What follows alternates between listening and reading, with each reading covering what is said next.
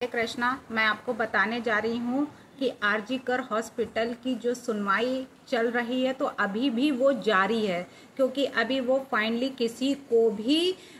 किसी भी आरोपियों को सजा अभी तक नहीं दी गई है, क्योंकि अभी ममता दीदी की ही मीटिंग चल रही है और उस मीटिंग से भी कोई ऐसा ठोस नतीजा सामने नहीं आया है, क्योंकि डॉक्टर हड़ताल पे चल रहे हैं और उसके हड़ताल पे चलते हुए हॉस्पिटलों में मरीजों का भी बुरा हाल है। तो वहीं पे कपिल सिब्बल जी जो 3 जजों की बेंच बैठी थी, उन बेंचों में उन्होंने ये कहा है कि लाइव स्ट्रीमिंग ना की जाए। जिस तरीके से ममता दीदी ने मना किया था कि लाइव स्ट्रीमिंग नहीं होगी, क्योंकि हम गुप्त इस तरीके से हम मीटिंग करेंगे डॉक्टरों के साथ में, कि लाइव स्ट्रीमिंग के लिए उन्होंने पहले भी मना किया था और जो कल मीटिंग हुई थी उसमें भी मना किया था। वहीं पे सिब्बल जी ने भी ये बात कही है, जो वरिष्ठ एडवोकेट हैं, तो उन्होंने ये बताया है कि लाइव स्ट्रीमिंग से हमारी प्रतिष्ठा, यानी अगर कोई ऐसी टिप्पणी करते हैं तो उससे मेरी प्रतिष्ठा जो है वो खराब होगी। हमारी 50 साल की जो कमाई है, जो 50 साल में जो हमने जो प्रतिष्ठा जो है कमाया है,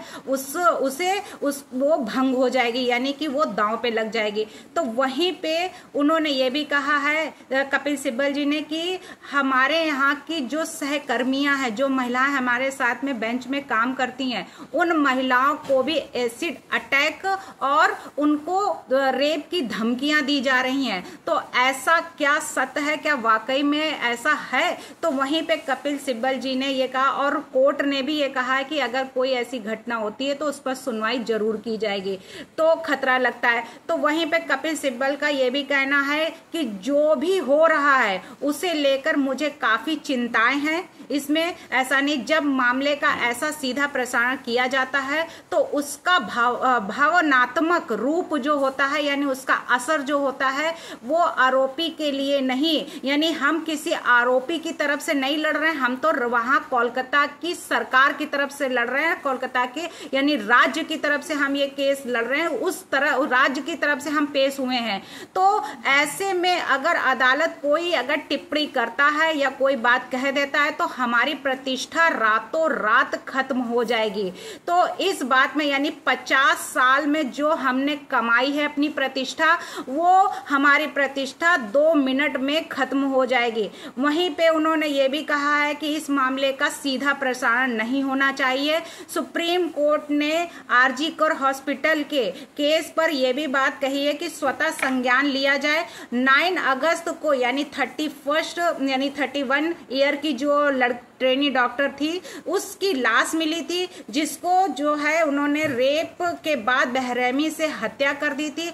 इस मामले में उन्होंने इस घटना के बाद पश्चिम बंगाल जो है वो इसमें जो देश और राज्य, ये डॉक्टरों का विरोध प्रदर्शन जो जारी है, इसको खत्म करने के लिए सुनवाई जारी है, यानी सुनवाई पे सुनवाई हो रही है। लेकिन जो ममता दीदी और सिब्बल जी जो इस लाइव स्ट्रीमिंग को बंद करने की बात कही है, तो कोर्ट ने कहा ये लाइव स्ट्रीमिंग जो है वो बंद नहीं की जाएगी, ये जनहित के लिए जो है ये नहीं है, ये जनहित का मामला है, यानी कि इसको सभी लोग सुनेंगे कि आखिर कोर्ट में क्या हुआ। यानी आपके कहने पर हम ये कह दें कि इसको बंद कर दिया जाए, लाइव स्ट्रीमिंग नहीं होगी, तो ये गलत है, ये बात आपकी नहीं मानी जाएगी। तो 3 जजों की बेंच में ये बात कही गई है, यानी कि जो सीजीआई थे चंद्रचूड़ जी, तो उन्होंने ये डिसीजन दिया था कि हाँ, कि ये लाइव स्ट्रीमिंग जो है वो बंद नहीं की जाएगी।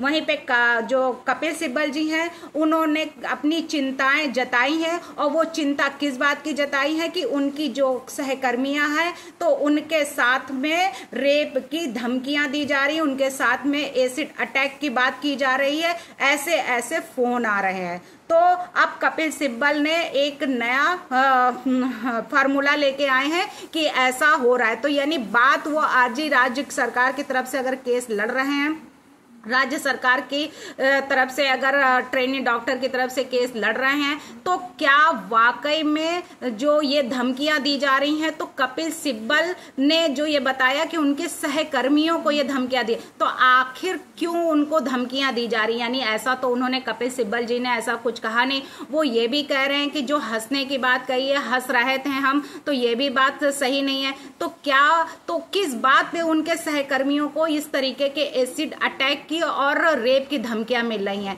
तो ऐसा तो कुछ ऐसा लॉजिक जो है वो बनता ही नहीं है। तो कपिल सिब्बल आखिर कहना क्या चाहते हैं, कपिल सिब्बल जी की जो मंशा है वो क्या है? तो इस तरीके से कोर्ट ने उनकी लाइव स्ट्रीमिंग पर रोक लगाकर और उन्होंने लाइव स्ट्रीमिंग जारी रखी और करवाई। धन्यवाद।